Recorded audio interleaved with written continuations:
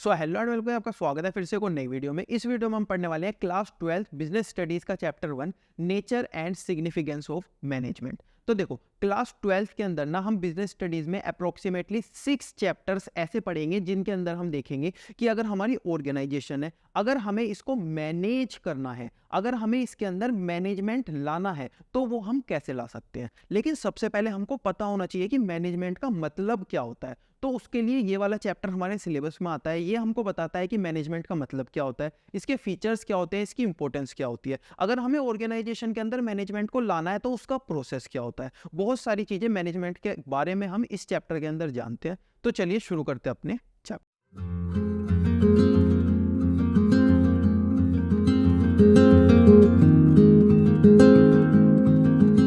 तो video start करने से पहले कुछ बेसिक बातें, कैसे आप इस वीडियो को देखकर मिनिमम इनपुट देकर मैक्सिमम आउटपुट निकाल सकते हो। ये बातें मैं हर वीडियो के स्टार्टिंग में बोलता हूं। अगर आपको ये बातें पहले से पता है तो आप डायरेक्टली टॉपिक 1 के ऊपर जंप कर सकते हो।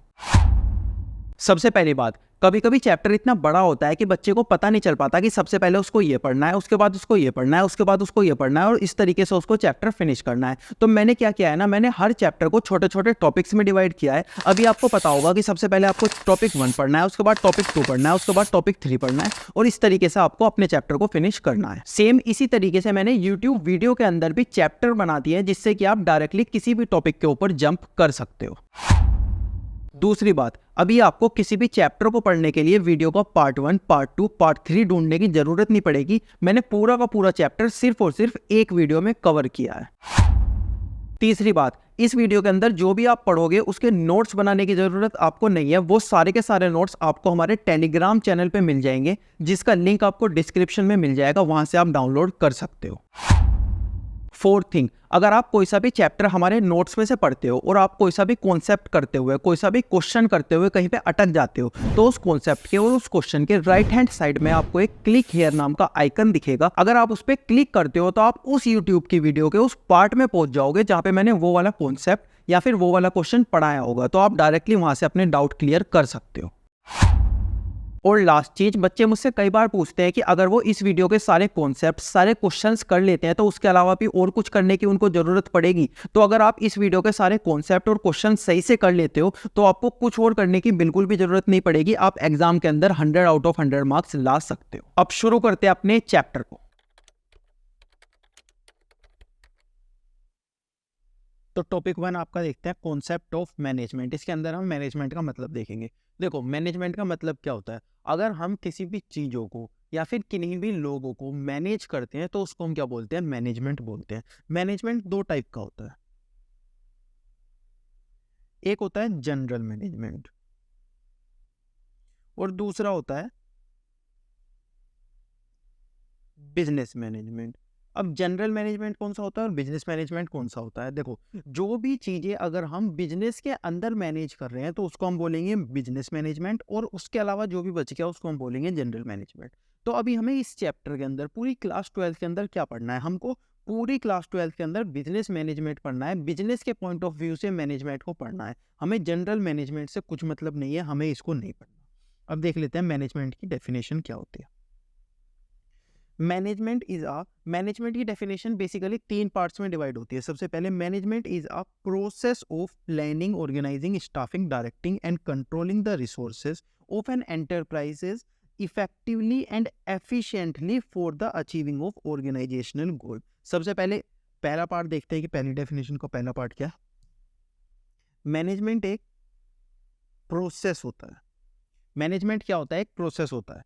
प्रोसेस किसका, प्लानिंग, ऑर्गेनाइजिंग, स्टाफिंग, डायरेक्टिंग और कंट्रोलिंग। मैनेजमेंट क्या होता है, एक प्रोसेस होता है। मैनेजमेंट के प्रोसेस के अंदर क्या क्या चीजें आती है, प्लानिंग, ऑर्गेनाइजिंग, स्टाफिंग, डायरेक्टिंग और कंट्रोलिंग। अब इस प्रोसेस का मतलब क्या होता है। सपोज अगर हम इसे मैनेजमेंट को किसी बिजनेस के अंदर अप्लाई करना है। ये जो बिजनेस है ना, इसके अंदर सब चीजें इधर उधर बिखरी रहती है। कोई भी इंसान कुछ भी काम करता है, सब कुछ बेकार बेकार हुआ रहता है। तो अभी हमें इस बिजनेस के अंदर मैनेजमेंट को अप्लाई करना है, तो हम कैसे करेंगे। हमें अगर मैनेजमेंट को किसी भी बिजनेस के अंदर अप्लाई करना है तो उसका जो प्रोसेस है उसे हमें फॉलो करना पड़ेगा। मैनेजमेंट का प्रोसेस क्या है, planning, organising, staffing, directing, controlling.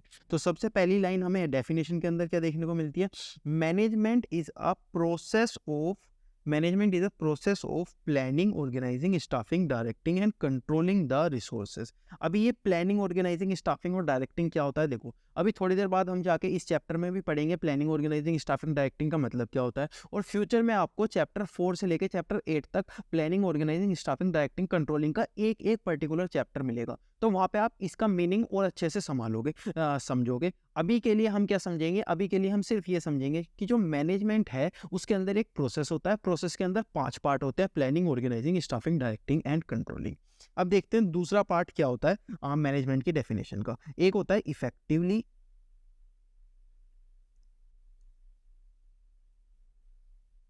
एक होता है एफिशिएंटली।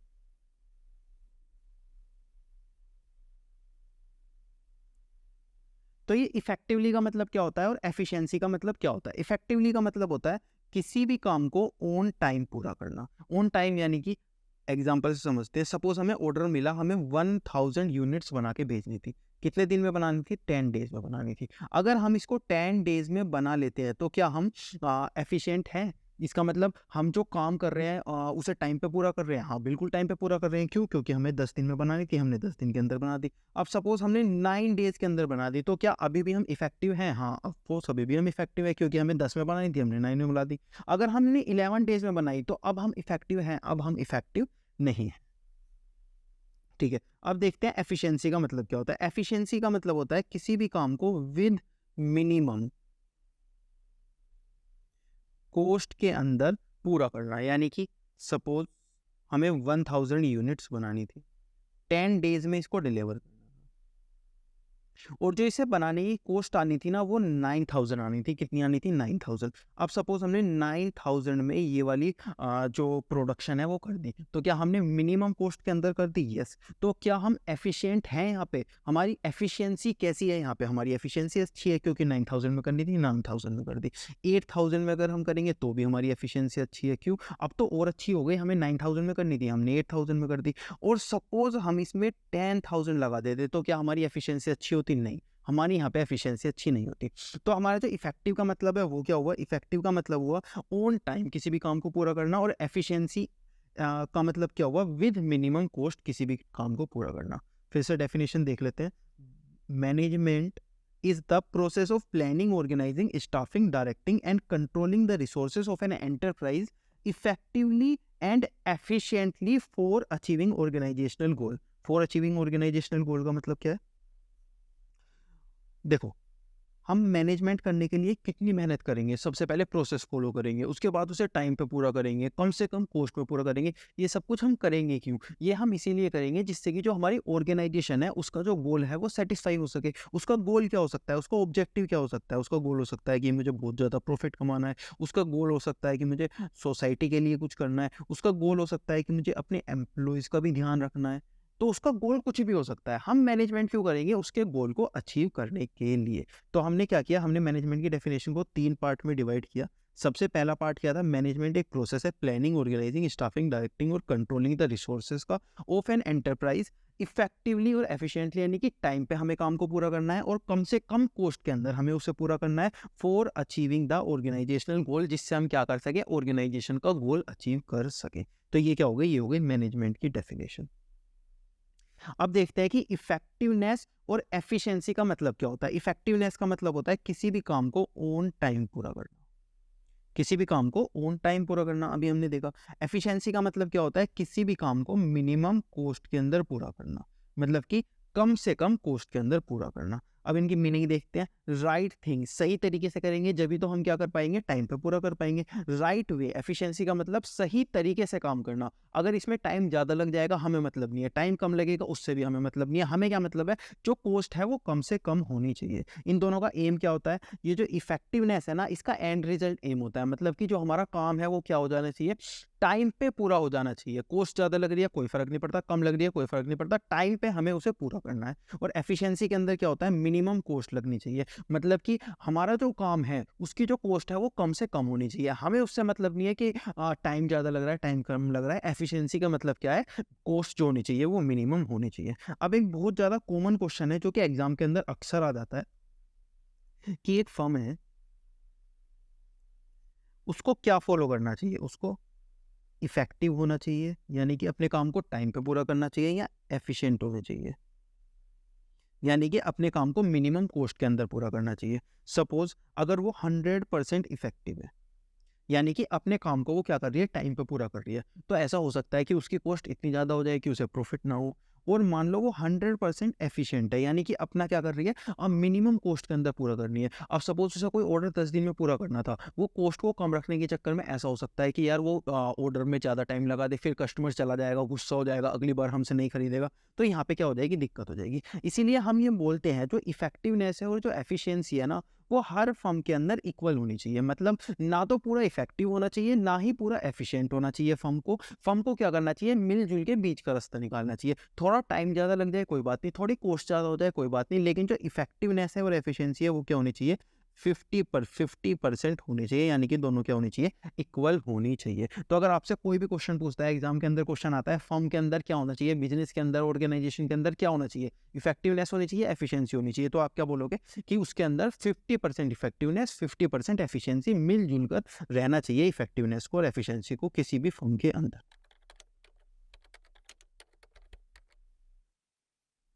अब देखते हैं अपना topic 2, characteristic of management. Management के क्या क्या कैरेक्टरिस्टिक होते हैं, क्या क्या फीचर्स होते हैं, क्या क्या सिग्निफिकेंस होते हैं। सबसे पहला, गोल ओरिएंटेड प्रोसेस। मैनेजमेंट जो है ना, वो ऐसे काम नहीं करता बस मैनेजमेंट हो गया ठीक है। मैनेजमेंट एक गोल को अचीव करने के लिए काम करता है। हमने इसके डेफिनेशन के अंदर भी देखा था, मैनेजमेंट को हम ऑर्गेनाइजेशन के अंदर लाते क्यों है, ऑर्गेनाइजेशन का गोल अचीव करने के लिए। तो मैनेजमेंट क्या करता है, एक गोल अचीव करने के लिए काम करता है। मैनेजमेंट एक गोल ओरिएंटेड प्रोसेस है, ठीक है। दूसरा, डायनेमिक। जो मैनेजमेंट है ना, उसके अंदर एक फीचर होता है, वो अपने आप को चेंज कर सकता है according to business environment. Suppose आज फर्म को ऐसी जरूरत है कि फर्म के अंदर छोटे छोटे ग्रुप बनाए जाए, 100 लोगों के 10 ग्रुप बनाए जाए छोटे छोटे, जिसके अंदर 10 इंसान हो। उसके बाद फर्म को जरूरत है कि आज 100 लोगों के 50 लोगों के 2 ग्रुप बनाए जाए, 50-50 लोगों के 2 ग्रुप बनाए जाए, फर्म के अंदर 100 लोग हैं। तो क्या कर सकता है मैनेजमेंट, क्या कर सकता है, अपने आप को चेंज कर सकता है अकॉर्डिंग टू एनवायरनमेंट। जैसी जरूरत होगी वैसी मैनेजमेंट होगा, अलग जगह पे अलग अलग टाइप का मैनेजमेंट भी चलेगा। इंटेंजिबल, आपने आज तक मैनेजमेंट को देखा है, बिल्कुल भी नहीं देखा होगा, लेकिन आपने मैनेजमेंट को फील जरूर किया होगा। आप कहीं पे अपने किसी रूम में जाते होंगे दोस्त का, उसको रूम एकदम मैनेज होता होगा, आप वहाँ पे मैनेजमेंट को देखोगे नहीं, लेकिन मैनेजमेंट को फील जरूर कर सकते हो कि यार यहाँ पे ये रूम कितना ज़्यादा मैनेज है, हर जगह हर चीज़ अपनी जगह पे रखी हुई है, साफ सफाई है वगैरह वगैरह। तो मैनेजमेंट क्या होता है, मैनेजमेंट इंटेंजिबल होता है, दिखता नहीं है, कैन नॉट सीज, पर उसकी प्रेजेंस क्या कर सकते हैं, हम फील कर सकते हैं।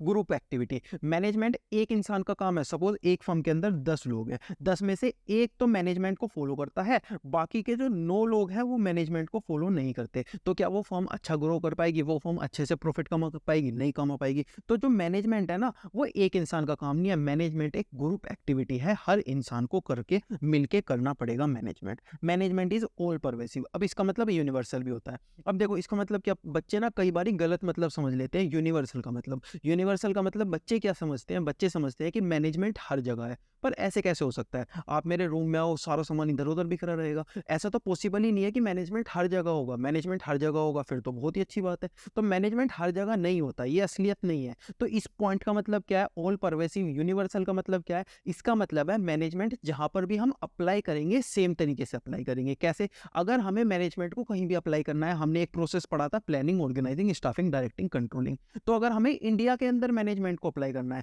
तो भी हम वही प्रोसेस फॉलो करेंगे, यूएसए के अंदर करना है तो भी हम वही प्रोसेस फॉलो करेंगे। तो ऑल परवेसिव और यूनिवर्सल का मतलब क्या है, मैनेजमेंट हर जगह है, ये इसका मतलब नहीं है। इसका मतलब है मैनेजमेंट जहां पर भी अप्लाई होगा सेम तरीके से अप्लाई होगा। Management is all pervasive. Management is multi dimensional. Multi dimensional मतलब मैनेजमेंट जो है वो सिर्फ एक डायमेंशन काम नहीं करता, एक टाइप का काम नहीं करता, मैनेजमेंट अलग अलग टाइप का काम करता है। जैसे मैनेजमेंट ऑफ वर्क, जो भी फैक्ट्री के अंदर, फर्म के अंदर काम हो रहा है, मैनेजमेंट उसका भी ध्यान रखता है। मैनेजमेंट ऑफ पीपल, मैनेजमेंट जो क्या क्या करता है, पीपल्स को भी मैनेज करता है। और मैनेजमेंट ऑफ ऑपरेशन, फर्म जिस चीज़ के लिए खुली हुई है, मैनेजमेंट उसको भी मैनेज करता है। जैसे फर्म एक हॉस्पिटल है वो खुला हुआ है, तो क्या करेगा मैनेजमेंट, हॉस्पिटल की जो भी सर्विसेज है उसको भी मैनेज करेगा, उसके अंदर लोग जितने भी लोग काम करते हैं उसको भी मैनेज करेगा, और वो लोग क्या काम करते हैं उसको भी मैनेजमेंट मैनेज करेगा।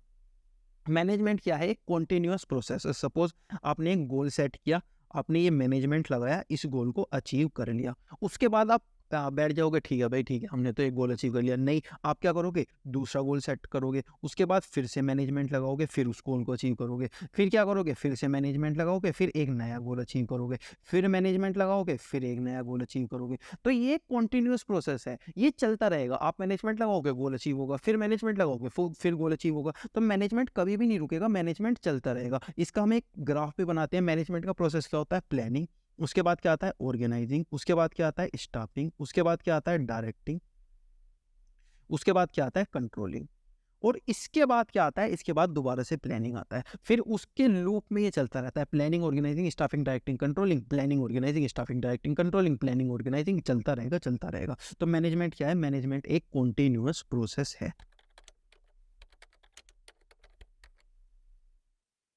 अब हम देखते हैं topic 3, objectives of management. Management के क्या क्या ऑब्जेक्टिव्स होते हैं। हमने ये देखा कि मैनेजमेंट एक गोल को अचीव करने के लिए काम करता है। वो गोल कौन से हो सकते हैं, उसके बारे में हमको पढ़ना है। सबसे पहले सोशल ऑब्जेक्टिव। सोशल ऑब्जेक्टिव यानी कि हर फर्म का एक गोल होता है कि सोसाइटी की नज़रों में ना उस फर्म को अच्छा दिखना है। जैसे हमने टाटा ग्रुप देखा है, अडानी ग्रुप देखा है, हमने रिलायंस ग्रुप देखा है। ये क्या है, हम इंडियंस की नज़रों में काफ़ी अच्छे ग्रुप है, काफ़ी अच्छी तरीके से प्रॉफिट कमा रहे हैं। अगर हमें इन्वेस्ट करना होता है तो इन ग्रुप्स का नाम बहुत ज़्यादा अच्छी तरीके से आता है। तो हमें क्या करना है, सोसाइटी की नज़रों में ना बहुत अच्छे से बन के दिखाना है। ये क्या है, सबसे पहला ऑब्जेक्टिव है मैनेजमेंट का। ये इसको हम क्या बोलते हैं, social objective, create economical value, यानी कि सोसाइटी की नज़रों में अच्छे से बन के दिखाओ। उसके बाद ऑर्गेनाइजेशनल ऑब्जेक्टिव। ऑर्गेनाइजेशन को क्या ऑब्जेक्टिव हो सकता है, प्रॉफिट कमाना। हर ऑर्गेनाइजेशन क्या क्या ऑब्जेक्टिव हो सकता है, प्रॉफिट कमाना। अब वो प्रॉफिट कैसे कमाएगी, अगर वो जो ह्यूमन है उसको अच्छे से यूटिलाइज करेगी। ह्यूमन यानी कि एम्प्लॉयज जो है उसके ऑर्गेनाइजेशन के अंदर, अगर वो उसको अच्छे से यूटिलाइज करती है तो क्या करेगी, वो अच्छा प्रॉफिट कमा पाएगी। अगर वो मटेरियल कम से कम यूज़ करेगी तो क्या कर पाएगी, अच्छा प्रॉफिट कमा पाएगी। तो ये इस टाइप से वो क्या कर सकती है, अच्छा प्रॉफिट कमा सकती है। सबसे पहले सर्वाइव करेगी वो मार्केट के अंदर, यानी कि मार्केट के अंदर पहले अपनी पोजीशन बनाएगी, उसके बाद प्रॉफिट कमाएगी, फिर धीरे धीरे प्रॉफिट को इंक्रीज करेगी, यानी कि ग्रो करेगी। तो दूसरा ऑब्जेक्टिव हमारा क्या आता है, ऑर्गेनाइजेशनल ऑब्जेक्टिव, जिसके अंदर ऑर्गेनाइजेशन सबसे पहले सर्वाइव करेगी, फिर प्रॉफिट कमाएगी, उसके बाद ग्रो करेगी। इसके बाद पर्सनल ऑब्जेक्टिव। अब देखो ऑर्गेनाइजेशन ना सबसे अच्छी वो वाली होगी जिसके जो एम्प्लॉयज़ हैं वो भी सबसे ज़्यादा अच्छी तरीके से काम करेंगे। तो ऑर्गेनाइजेशन को क्या फोकस करना है, मैनेजमेंट को क्या फोकस करना है कि जितने भी एम्प्लॉयज़ हैं वो अच्छे से काम करें ऑर्गेनाइजेशन के अंदर। तो तीसरा ऑब्जेक्टिव क्या आता है, पर्सनल ऑब्जेक्टिव, यानी कि recognise personal goal with organisational objective. हर इंसान को मिलजुल के ऑर्गेनाइजेशन के ऑब्जेक्टिव के लिए, ऑर्गेनाइजेशन के गोल के लिए काम करना है। वो ऑब्जेक्टिव क्या है, मैनेजमेंट का वही ऑब्जेक्टिव है जिसको हम बोलते हैं पर्सनल ऑब्जेक्टिव। तो ये कौन से ऑब्जेक्टिव थे, सोशल ऑब्जेक्टिव, ऑर्गेनाइजेशनल ऑब्जेक्टिव और पर्सनल ऑब्जेक्टिव।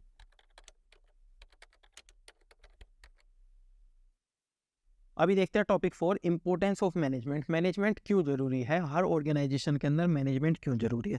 सबसे पहला, help in achieving group goal. Group गोल यानी कि हर इंसान को मिलजुल के काम करना है, उनको कोई ना कोई गोल अचीव करना है। तो उस गोल को अचीव करने में उनकी हेल्प कौन करता है, मैनेजमेंट उनकी हेल्प करती है। Increase efficiency. इंक्रीज एफिशिएंसी मतलब सपोज पहले 100 रॉ मटेरियल की यूनिट यूज हो रही थी, कितनी यूज हो रही थी, रॉ मटेरियल की 100 यूनिट यूज हो रही थी, और फिनिश गुड्स 90 यूनिट बन रहा था। अब 100 की 100 यूज हो रही है, लेकिन फिनिश गुड्स 95 पड़ रहा है। पहले वेस्ट कितनी हो जा रही थी, 10 यूनिट वेस्ट हो जा रही थी, अब कितनी हो जा रही है, 5 हो जा रही है वेस्ट। तो क्या हुआ, इनकी जो एफिशिएंसी थी वो क्या हो गई, इंक्रीज हो गई, मतलब कि ये अच्छे से काम करने लगे। तो मैनेजमेंट क्या करता है, एफिशिएंसी इंक्रीज करने में हेल्प करता है। अब एफिशिएंसी कैसे इंक्रीज करेगा, देखो जब सारी चीज़ें सामान जो भी सामान है वो अपनी जगह पे रखा मिलेगा तो एफिशिएंसी तो इंक्रीज होगी, कॉस्ट तो कम होगी, जो एम्प्लॉयज़ है वो अच्छे से काम करेंगे, जिसका जो काम है वही काम करेगा, वो एक बॉस से ऑर्डर रिसीव करेगा और ज़्यादा अच्छे से काम कर पाएगा। तो उससे क्या होगा, उससे भी उसकी एफिशिएंसी इंक्रीज होगी। तो मैनेजमेंट ने किस में हेल्प की,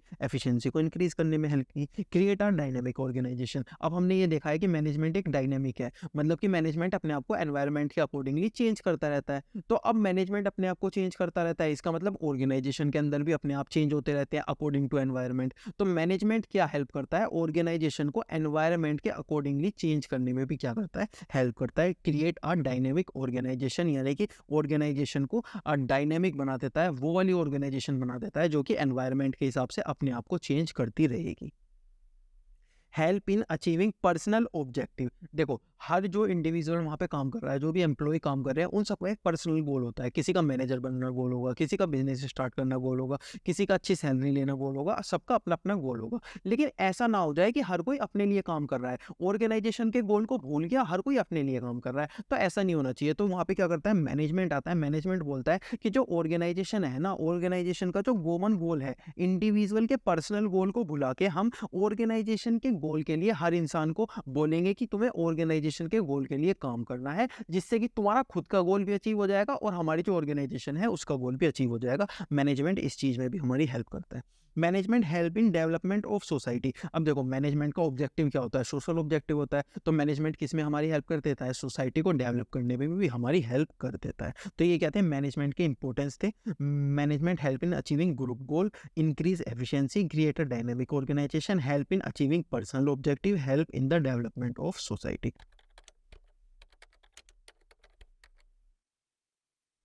अभी देखते हैं topic 5, management as art, management as science, management as profession. मतलब कि मैनेजमेंट आर्ट है, मैनेजमेंट साइंस है या मैनेजमेंट प्रोफेशन है। उसके लिए सबसे पहले हमें क्या समझना पड़ेगा, आर्ट, साइंस और प्रोफेशन का मतलब पता होना चाहिए। उसके बाद ही तो हम बता सकते हैं कि मैनेजमेंट आर्ट है, साइंस है या प्रोफेशन है। तो एक एक करके इनका मतलब देखते हैं। सबसे पहले मैनेजमेंट एज एन आर्ट, यानी कि मैनेजमेंट आर्ट है या नहीं। सबसे पहले आर्ट का मतलब देखते हैं। देखो आर्ट के अंदर क्या होता है ना, अलग अलग लोगों के पास अलग अलग स्किल होती है, अलग अलग एप्लीकेशन होती है उस स्किल को यूज करने की, जिससे कि वो डिजायर रिजल्ट ला सके। अब देखो एक एग्जांपल से हम समझते हैं।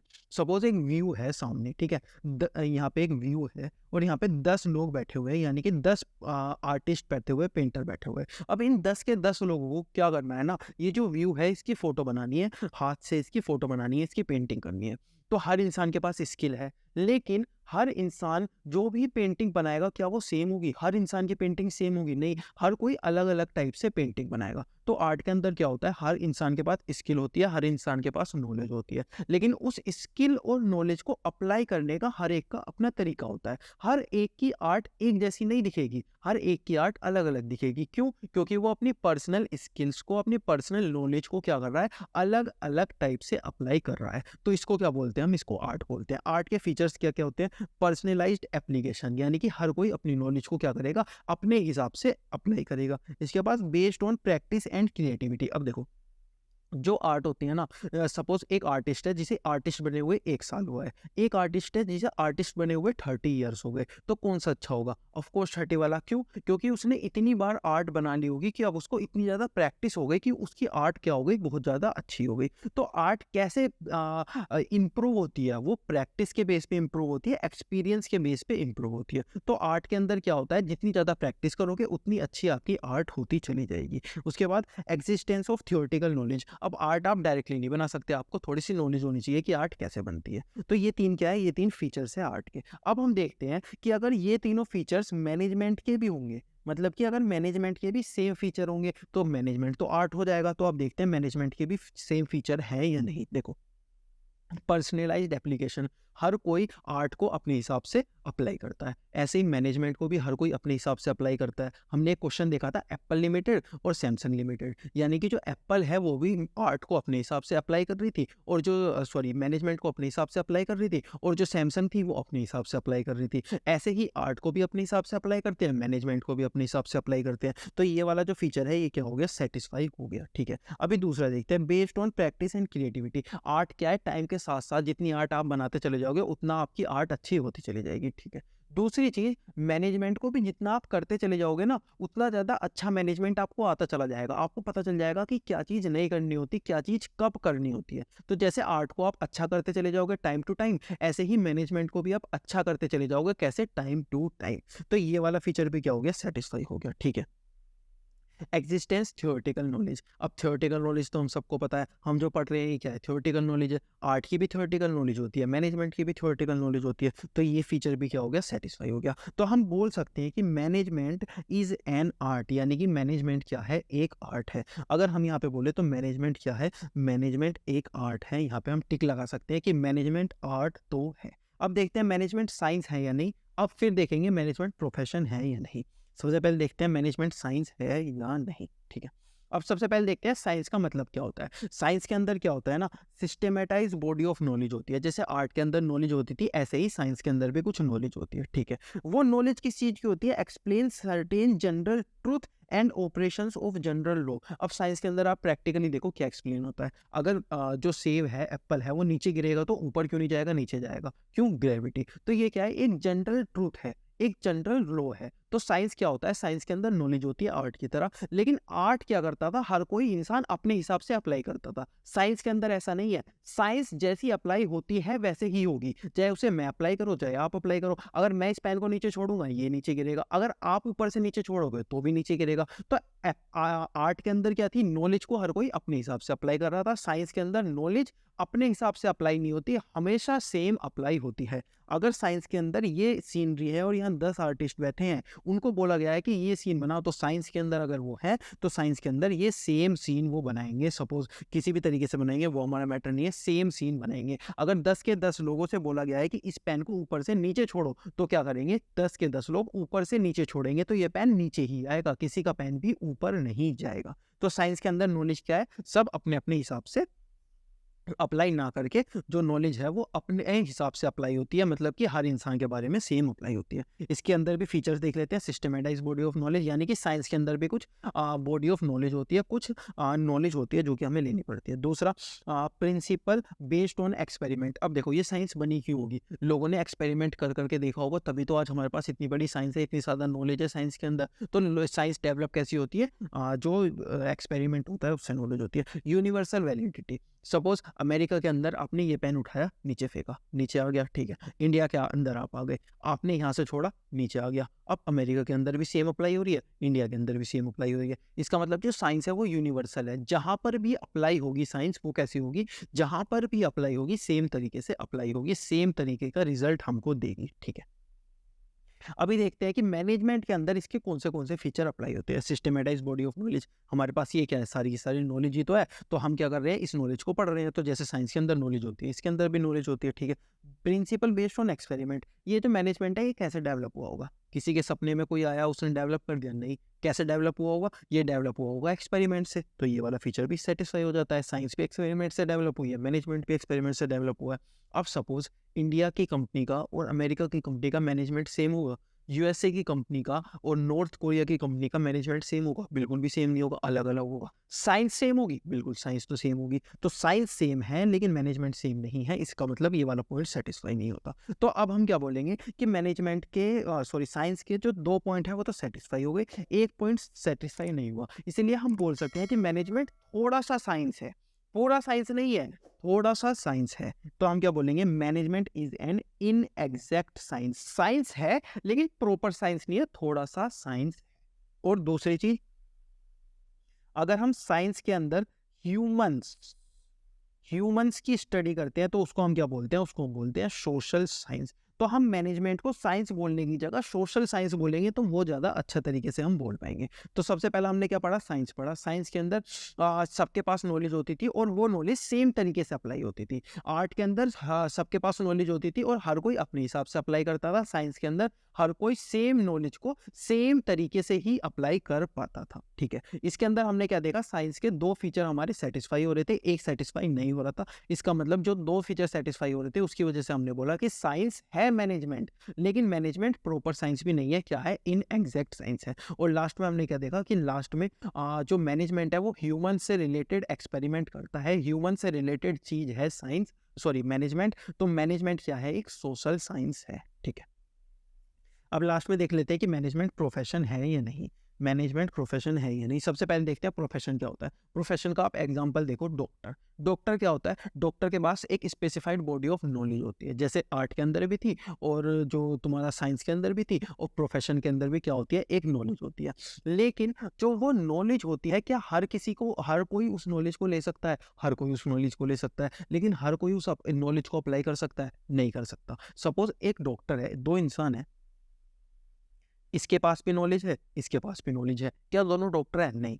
इसके पास डिग्री है डॉक्टर की, इसके पास कोई डिग्री नहीं है, तो कौन सा डॉक्टर हुआ? ये वाला डॉक्टर हुआ। नॉलेज यहाँ पर होगी ज़रूर, लेकिन उसके साथ-साथ आपको डिग्री भी चाहिए, आपको सर्टिफ़िकेट भी चाहिए कि आप डॉक्टर हो। तो प्रोफ़ेशन के अंदर क्या होता है, प्रोफ़ेशन के अंदर आपके पास नॉलेज हो सकती है, लेकिन उसके साथ क्या होगा, डिग्री भी आपको चाहिए। Occupation related to legal recognised body या फिर उसका सर्टिफ़िकेट आपको चाहिएगा, क्वालिफ़िकेशंस आपको चाहिएगी। इसके अंदर क्या होती है, एंट्री लिमिटेड होती है, मतलब कि कोई भी जाके नहीं बन सकता, जिसके पास डिग्री होगी सिर्फ वो ही प्रोफेशनल बोला जाएगा।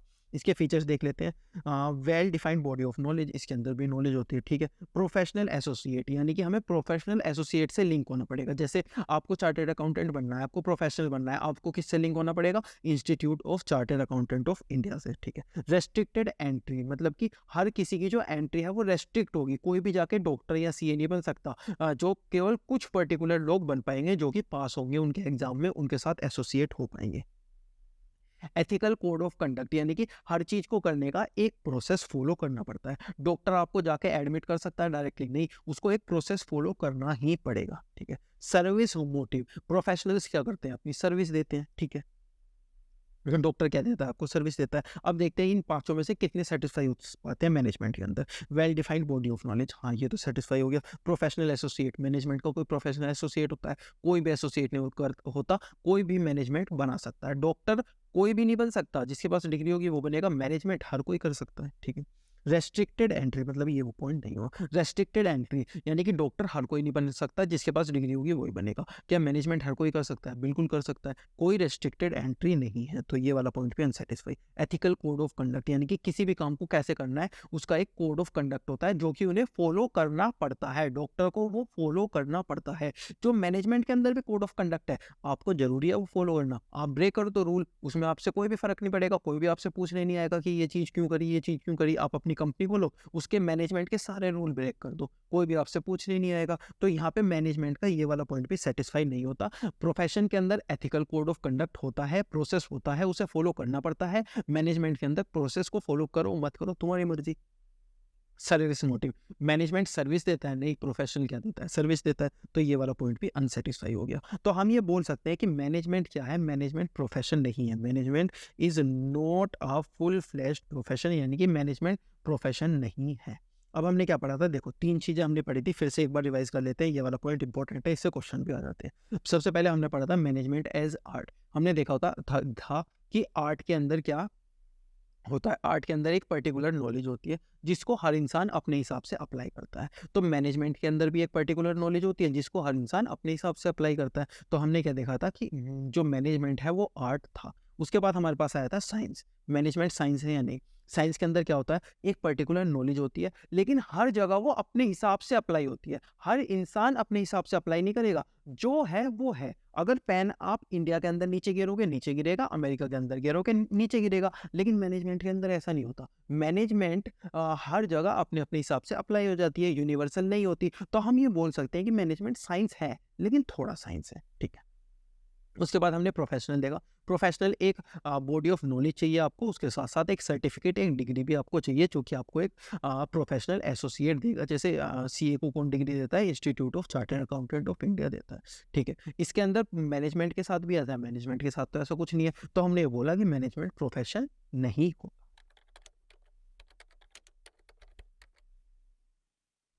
अब देखते हैं इस चैप्टर का टॉपिक 6, लेवल्स ऑफ मैनेजमेंट, यानी कि मैनेजमेंट के अलग अलग लेवल होते हैं। मैनेजमेंट के बेसिकली 3 लेवल होते हैं। कौन से? टॉप लेवल, मिडिल लेवल और लोअर लेवल। उसके बारे में हमको यहाँ पे पढ़ना है। सबसे पहले देखते हैं लेवल्स ऑफ मैनेजमेंट का मतलब क्या होता है। Different categories lower to higher on the basis of responsibilities and status. सबसे पहले टॉप, उसके बाद मिडिल, उसके बाद लोअर, ठीक है। टॉप लेवल का काम क्या होता है? टॉप लेवल क्या होता है? कंपनी के मेन पॉलिसीज बनाता है, कंपनी कैसे काम करेगी वो बताता है। Responsibility of welfare and survival of the organisation. Organisation का मेन काम कौन करता है? टॉप लेवल मैनेजमेंट करते हैं। मेन काम मतलब कि जो भी जरूरी काम है वो सब कौन करेगा? टॉप लेवल मैनेजमेंट करेंगे। और अगर काम नहीं करेंगे तो वो बताएंगे कि किस तरीके से हमें काम करना है। फिर middle level management. Middle level management क्या करता है? सपोज ये टॉप लेवल है, ये लोअर लेवल है, ये मिडिल लेवल है, तो ये कुछ नहीं करता। ये जो टॉप लेवल इसको काम बोलते हैं करने के लिए, ये जो भी इसको टॉप लेवल मैनेजमेंट काम करने के लिए बोलेगा, ये उस काम को लोअर लेवल मैनेजमेंट से करवाएगा। यानी कि ये एक लिंक की तरह काम करता है टॉप के बीच में और लोअर के बीच में। इसके बाद लोअर लेवल मैनेजमेंट क्या होता है, ये असली लोग होते हैं, जैसे कि आप यहाँ पे देख रहे हो, यहाँ पे क्या बैठा है, वर्कर्स बैठा है, ये असली में काम करते हैं। टॉप लेवल क्या करता है, पॉलिसी बनाता है, बताता है कि इस काम को किस तरीके से काम करना है, कौन सा काम करना है। मिडिल लेवल काम करवाता है और लोअर लेवल जो होता है ना, असली में वो काम करता है। जो एम्प्लॉइज होते हैं, वर्कर्स होते हैं, वो किस में आते हैं, लोअर लेवल मैनेजमेंट के अंदर आते हैं।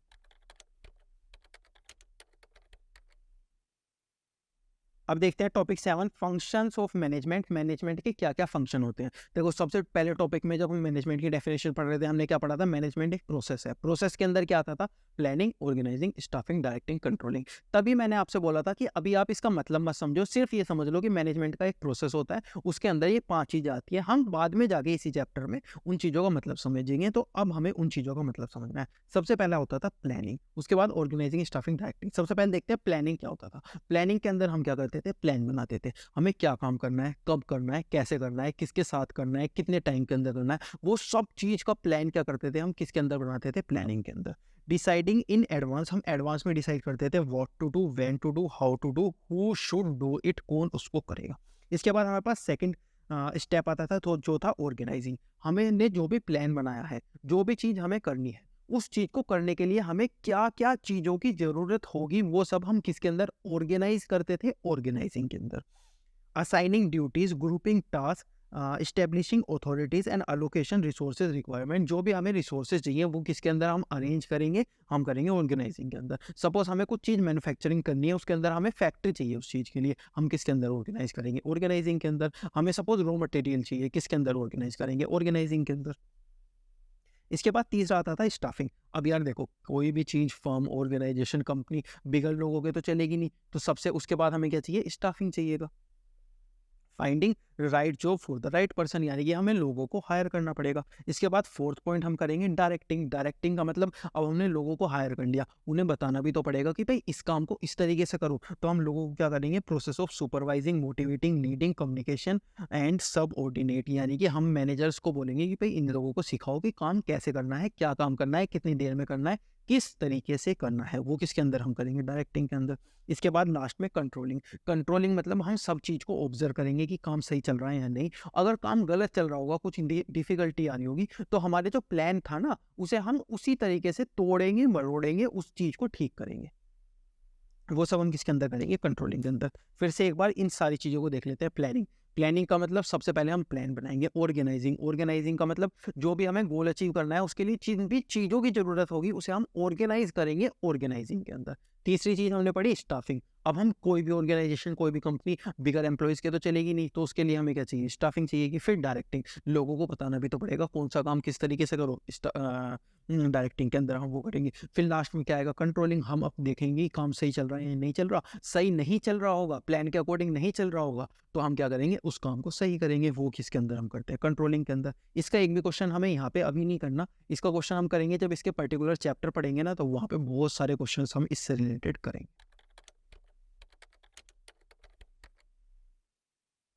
अब लास्ट में हम देखते हैं topic 8, concept of coordination. Coordination का मतलब बेसिकली क्या होता है, कोऑर्डिनेशन का मतलब होता है एक दूसरे के साथ मिलजुल कर काम करना। देखो, सपोज ये इतना बड़ा है मैनेजमेंट, इसको हम क्या बोलते हैं, मैनेजमेंट बोलते हैं। तो मैनेजमेंट का एक छोटा सा फंक्शन होता है क्या, कोऑर्डिनेशन।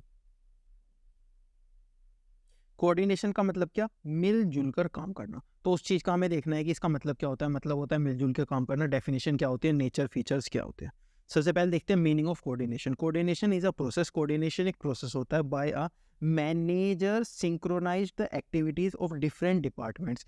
जैसे एक ऑर्गेनाइजेशन है, उसके अंदर डिफरेंट डिफरेंट डिपार्टमेंट्स होते हैं। अब ये डिपार्टमेंट ऐसा तो नहीं है हर कोई अपने हिसाब से काम करेगा। सपोज एक प्रोडक्शन डिपार्टमेंट है, वो 1000 यूनिट्स बनाता है। एक सेल्स डिपार्टमेंट है, वो 500 यूनिट सेल करता है। तो यहाँ पे तो मिसमैच हो रहा है ना। जो प्रोडक्शन डिपार्टमेंट है, उसे अगर 500 सेल होनी है तो 500 बनानी चाहिए, या फिर सेल डिपार्टमेंट को अपनी सेल इंक्रीज करनी चाहिए। कुछ ना कुछ तो दोनों को एक दूसरे के साथ मिलकर काम करना पड़ेगा। तो उस अगर ये एक दूसरे के साथ मिलकर काम करेंगे, दोनों 750 यूनिट बनाएंगे, एक सेल करेगा 750, तो उसको हम क्या बोलेंगे, उसको हम बोलेंगे coordination. Coordination is the process by which manager synchronise the activities of different department. इन डिपार्टमेंट्स की एक्टिविटीज को मिलजुल के काम करवाने पर जब मैनेजमेंट बोलता है तो उसको हम क्या बोलते हैं, कोऑर्डिनेशन बोलते हैं। Nature and features of coordination. Coordination का क्या नेचर होता है, कोऑर्डिनेशन के क्या फीचर्स होते हैं। सबसे पहले ऑल परवेसिव, यानी कि हर जगह पर सेम तरीके से मैनेजमेंट कोऑर्डिनेशन लगता है। अगर कोऑर्डिनेशन को लगाने का कोई प्रोसेस है तो उसे इंडिया के अंदर भी सेम तरीके से लगाएंगे, यूएसए के अंदर भी सेम तरीके से लगाएंगे। इंटीग्रेट ग्रुप एफर्ट्स, अब देखो हर ग्रुप के अंदर बहुत सारे लोग होंगे, बहुत सारे डिपार्टमेंट होंगे, वो सब अपनी तरीके से काम करेंगे तो काम बिगड़ जाएगा। उसे हमें क्या लगाना पड़ेगा, कोऑर्डिनेशन लगाना पड़ेगा, एक दूसरे के साथ मिलजुल के काम करवाना पड़ेगा। तो वही चीज़ यहाँ लिखी हुई है कि कोऑर्डिनेशन किस चीज़ में हेल्प करता है, ग्रुप को एक साथ मिलजुल के काम करवाने में हेल्प करता है।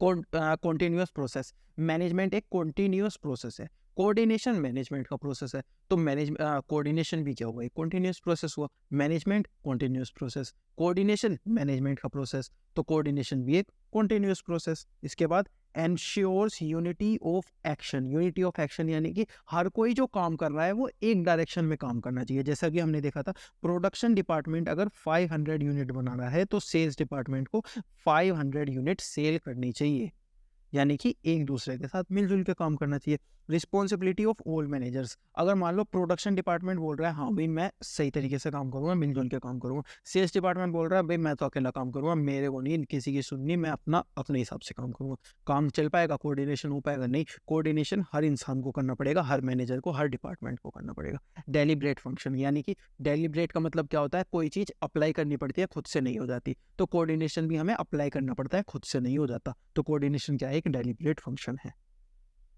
अब देखते हैं कोऑर्डिनेशन के क्या क्या इंपॉर्टेंस है। सबसे पहले फंक्शनल डिफरेंशिएशन, फंक्शनल डिफरेंशिएशन यानी कि सब किसी को एक साथ काम करना है। जैसे ये भी हमने एग्जांपल क्या देखा था, प्रोडक्शन डिपार्टमेंट 1000 यूनिट बनाना है, सेल्स डिपार्टमेंट 500 यूनिट बना रहा है, अलग अलग डिपार्टमेंट अलग अलग हिसाब से काम कर रहे हैं, तो इन दोनों को अलग अलग हिसाब से काम नहीं करना, इन दोनों को एक साथ काम करना है। यानी कि 750 यूनिट अगर ये प्रोड्यूस करेगा तो 750 यूनिट इसको सेल करनी पड़ेगी। यानी कि यूनिटी ऑफ एक्शन, हर किसी का काम ऐसा होना चाहिए कि वो एक डायरेक्शन में होना चाहिए।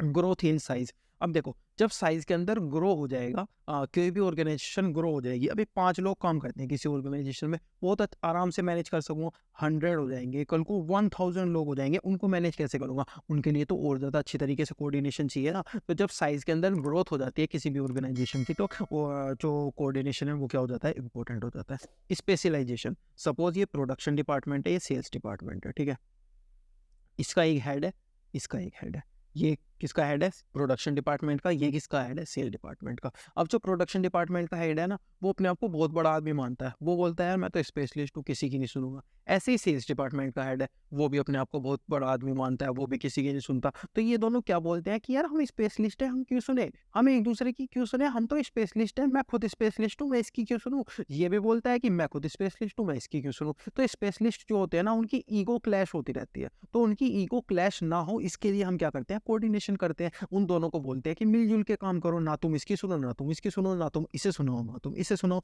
एक दूसरे के साथ मिलके काम करो। तो स्पेशलाइजेशन के अंदर क्या होता है, हर इंसान अपने आप को स्पेशलिस्ट ना माने, इसीलिए एक दूसरे के साथ मिलके काम करता है, जिसको हम क्या बोलते हैं, कोऑर्डिनेशन बोलते हैं। तो ये तीनों क्या हो गई, इंपॉर्टेंस हो गई मैनेजमेंट की।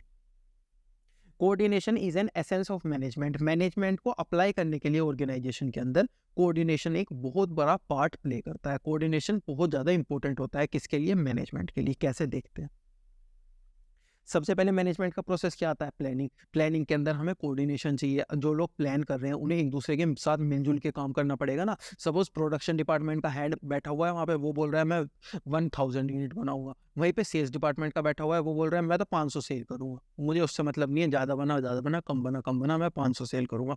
तो उन दोनों को भी क्या करना पड़ेगा, कोऑर्डिनेशन। प्लानिंग के अंदर भी क्या चाहिए, कोऑर्डिनेशन। ऑर्गेनाइजिंग, जब हम चीज़ों को इकट्ठा कर रहे हैं तो उसके अंदर भी हमें ऑर्गेनाइजिंग चाहिए। सपोज ये एक हम फैक्ट्री बनाने जा रहे हैं, यानी कि ऑर्गेनाइज करने जा रहे हैं हम एक फैक्ट्री, ठीक है। इसके अंदर हमें यूनिट कितनी प्रोड्यूस करनी है, 750 यूनिट्स प्रोड्यूस करनी है, ठीक है। हमने क्या बोला, इसके अंदर ना इन्हें यूज़ करने के लिए ए और बी क्या चाहिए, रॉ मटेरियल चाहिए। क्या चाहिए, रॉ मटेरियल चाहिए, ए और बी। ये जो ए रॉ मटेरियल था ना, ये तो आ गया 1000 यूनिट का, कितने यूनिट का, 1000 यूनिट का। और ये जो बी रॉ मटेरियल था, ये केवल 500 यूनिट के लिए आया। यानी कि हमें बनानी कितनी, 750। ए कितने के लिए आ गया, 1000 यूनिट के लिए आ गया, बी कितने के लिए आया, सिर्फ 500 के लिए आया। यहाँ पे कोऑर्डिनेशन है नहीं। तो ऑर्गेनाइजिंग के अंदर भी हमें क्या चाहिए होता है, कोऑर्डिनेशन। यानी कि जब हम चीज़ों को ऑर्गेनाइज करेंगे, चीज़ों को लेके आएंगे अपने पास, तो उसके अंदर भी हमें कोऑर्डिनेशन चाहिए होगा। स्टाफिंग, हमने सपोज हमें 1000 लोगों की ज़रूरत थी। कितनी ज़रूरत थी, 1000। हमने 500 लोग अगर अपॉइंट कर लिए तो हम तो दिक्कत में आ जाएंगे। 500 का काम कौन करेगा, और 1500 अगर हमने इकट्ठे कर लिए तो क्या होगा, तो भी दिक्कत में आ जाएंगे। 500 की सैलरी कौन देगा। तो हमें क्या करना है, यहाँ पे भी हमें क्या चाहिए, कोऑर्डिनेशन चाहिए। डायरेक्टिंग, डायरेक्टिंग यानी कि लोगों को बताना। सपोज ये ए है, ये बी है, ये दोनों क्या करते थे, ये दोनों लोगों को बताते थे कि किस तरीके से आपको काम करना है। ठीक है, ए बताता था प्रोडक्शन डिपार्टमेंट को कि आपको 1000 यूनिट बनानी है। बी बताता था सेल्स डिपार्टमेंट को कि आपको 500 यूनिट बनानी है। तो ये दोनों क्या हो जाएंगे, कंफ्यूज हो जाएंगे, कोऑर्डिनेशन है ही नहीं इन दोनों के बीच में। तो क्या करना है, हमें डायरेक्टिंग के अंदर भी कोऑर्डिनेशन रखना है। कंट्रोलिंग, कंट्रोलिंग के अंदर भी कोऑर्डिनेशन रखना है। जब हम एक्चुअल रिजल्ट को एक्सपेक्टेड रिजल्ट से कंपेयर करेंगे तो क्या करेंगे, हम उसके अंदर भी कोऑर्डिनेशन लाएंगे। ऐसा नहीं होना चाहिए कि आलतू फालतू कुछ भी हमने कंट्रोलिंग कर दी और उसकी वजह से हमारा जो ऑर्गेनाइजेशन का गोल था वो खराब हो गया। तो हमें क्या करना है, मैनेजमेंट के अंदर जो हमारा कोऑर्डिनेशन है वो बहुत ज़्यादा इंपॉर्टेंट रोल प्ले करता है। ठीक है, needed at all level of management. जो मैनेजमेंट की लेवल कितनी होती है, top level, middle level, lower level, इन तीनों लेवल पे क्या चाहिए, कोऑर्डिनेशन चाहिए। तो ये तो इंपॉर्टेंट सी बात है। जो टॉप लेवल के लोग हैं उन्हें भी तो अपनी एक्टिविटीज़ में कोऑर्डिनेशन चाहिएगा। जो मिडिल लेवल है यानी कि बहुत सारे मैनेजर्स हैं जिनको क्या करवाना है, लोअर लेवल से काम करवाना है और टॉप लेवल से ऑर्डर रिसीव करने हैं। तो मिडिल लेवल को भी तो एक दूसरे के साथ काम करना पड़ेगा। सपोज टॉप लेवल ने ऑर्डर दिया 750 यूनिट बनानी है। ठीक है, अब मिडिल लेवल पे दो डिपार्टमेंट है, प्रोडक्शन और सेल। इसने कितनी बनाती, 1000 यूनिट बना दी। इसने कितनी बनाती, 500 यूनिट सेल की। तो यहाँ पे क्या हुआ, इन दोनों ने एक दूसरे के साथ कोऑर्डिनेशन नहीं रखा। तो अब ये वाला एग्जांपल भी आपको याद होगा 750 बनानी है, 1000 और 500। इससे बहुत सारी चीज़ें आसानी से समझ आ जाती है। लोअर लेवल मैनेजमेंट को भी एक दूसरे के साथ मिलकर काम करना होगा। कोई मशीन है, वो 2 लोगों से चलती है। कितने लोगों से चलती है, 2 लोगों से चलती है। तो 2 लोगों को एक साथ काम करना होगा ना। एक छुट्टी पे एक बेचारा आके बैठ गया, उसका काम ही नहीं है कुछ। अगले दिन दूसरा छुट्टी पे है, दूसरा आ गया, तो उसका भी कुछ काम नहीं है। तो उन्हें क्या करना होगा, उन्हें भी एक दूसरे के साथ कोऑर्डिनेशन करना होगा। तो मैनेजमेंट के अंदर कोऑर्डिनेशन की बहुत ज़्यादा ज़रूरत होती है। ये चीज़ भी हमने देख लिया। मैनेजमेंट के फंक्शंस के अंदर भी हमें ज़रूरत होती है और मैनेजमेंट के लेवल्स के अंदर भी हमें क्या होती है, ज़रूरत होती है।